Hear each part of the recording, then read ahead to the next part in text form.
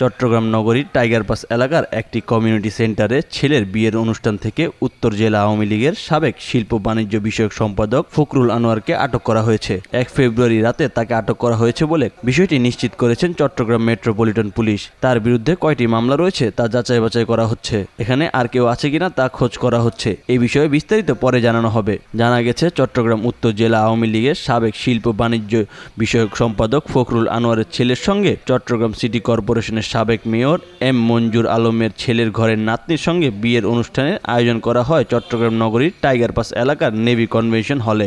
রাত 9টার দিকে কিছু যুবক কনভেনশন সেন্টারের বাইরে জড়ো হয়ে বিভিন্ন স্লোগান দেন। এক পর্যায়ে তারা ফখরুল আনোয়ারকে অবরুদ্ধ করে রাখে। খবর পেয়ে পুলিশ গিয়ে ফখরুল আনোয়ারকে আটক করে। তবে রাতে সামাজিক যোগাযোগ মাধ্যমে ছড়িয়ে পড়ে বিয়ের অনুষ্ঠানে ফখরুল আনোয়ারের ভাতিজি সাবেক এমপি খাদিজাতুল আনোয়ার সনি ও বাংলাদেশ তরিকত ফেডারেশনের চেয়ারম্যান ও সাবেক সৈয়দ নজিবুল বাশার মাইজ ভান্ডারী উপস্থিত ছিলেন। ফখরুল আনোয়ার চট্টগ্রাম উত্তর জেলা আওয়ামী লীগের শিল্প ও বাণিজ্য বিষয়ক সম্পাদক। তিনি চট্টগ্রাম 2 আসনের সদ্য সাবেক সংসদ সদস্য খাদিজাতুল আনোয়ার সনির চাচা ও প্রয়াত এমপি রফিকুল আনোয়ারের ছোট ভাই।